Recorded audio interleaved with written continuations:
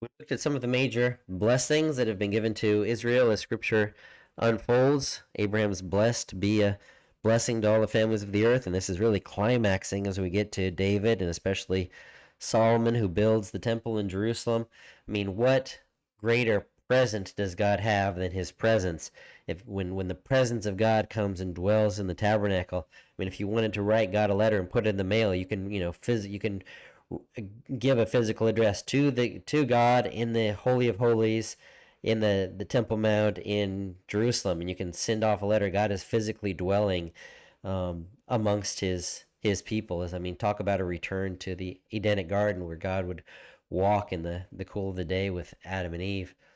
When you have God dwelling with you, this is all really coming to a climax. But I want to scroll through the first few chapters of First Kings, in particular, life of Solomon, and see how all of this Abrahamic covenant, blessed to be a blessing, is really coming to a head, and even in a particular chapter and particular verses of a particular chapter, where all of this is coming to head, where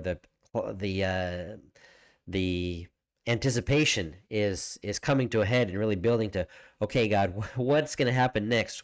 More blessings or blessings overflowing to the families of the earth? Something's got to give here. What's going to happen next?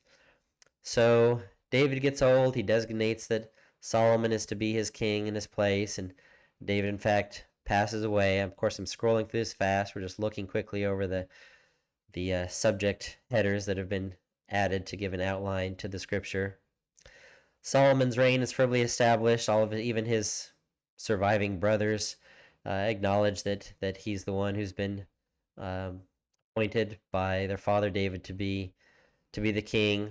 Solomon prays to God. He's like, uh, how can a man like me rule over your people with justice and righteousness? I desperately need your wisdom. And God grants Solomon wisdom like has never been seen on the face of the earth. And it's proven in the case of the particular case of the dispute of the um, mothership of a child.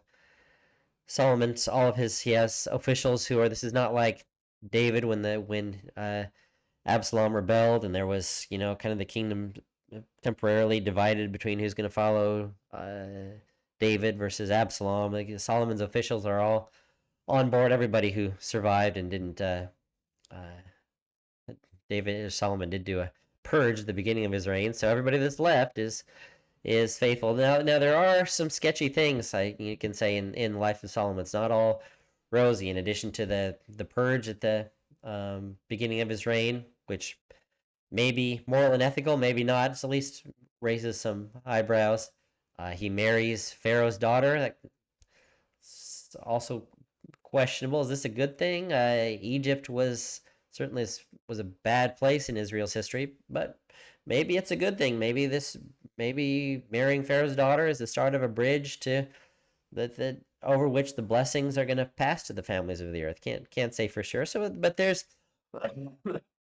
are some, amidst a bunch of wonderful stuff that's happening in the early chapters of First Kings. There's also some hints that maybe something is off. But overall, general positive, seems to be a positive trajectory. Solomon has great wealth, plenty of wealth to be able to start building the temple, which requires a lot of materials and a lot of labor. And so he starts building the temple in Jerusalem. Nathan the prophet had told David that his son would build the temple. Solomon indeed builds the temple. He also has enough riches and materials to build a palace for himself. There's some things that might make us scratch our head where Solomon seems more extravagant with his own palace in some ways than with the temple of God. Maybe something sketchy going on, or maybe not.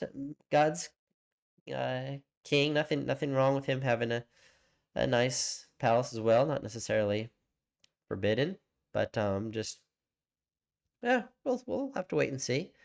Temple is furnished. All of the pillars and the sea of bronze where the priests could wash themselves and wash the sacrifices. A lot of accoutrements. Lampstands. There was one lampstand in the tabernacle, 10 lampstands, in the temple, all kinds of vessels and utensils.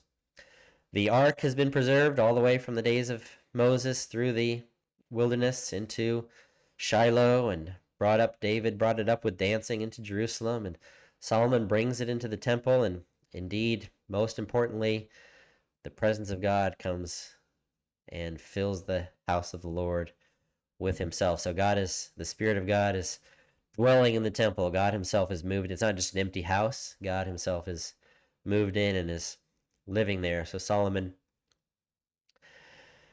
gives a blessing and a prayer of dedication over the temple, that may God hear the prayers of his people that are offered here at this temple, and also foreigners. I'll mention that later.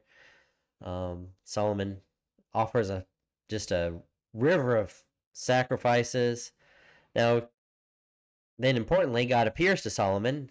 God seems to accept all of these. It's one thing to offer benedictions and prayers and dedicatory dedications and whatnot. It's another thing for God to accept it. The Lord appears to Solomon, reiterates the covenant that God made with his father David, and then pretty soon David's interacting with the neighboring nations. Okay, that's encouraging thing, because this blessed to be a blessing is supposed to overflow to all the families of the earth. And in particular, we get to chapter 10, and now this is where things are really coming to a head. I'm going to tell you that the Queen of Sheba story, 1 Kings 10, 1 through 13, is where all of this comes to a head.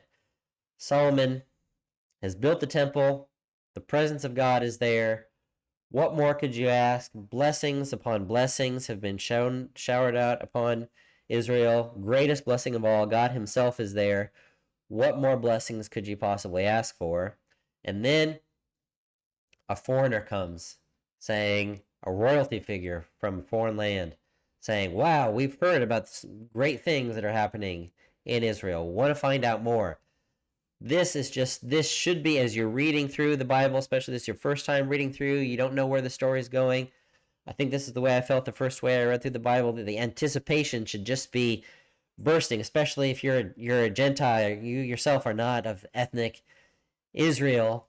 Okay, is this where all of these blessings that are being poured out on Israel, is this where those blessings are going to begin to overflow to the families of the earth? So we get to the Queen of Sheba, 1 Kings 10. She comes, visits Solomon, talks to him. Verse 13, she goes back to the land of Sheba, and the big question is, does she go back, and does Solomon send out Levites to teach the Torah to the inhabitants of Sheba?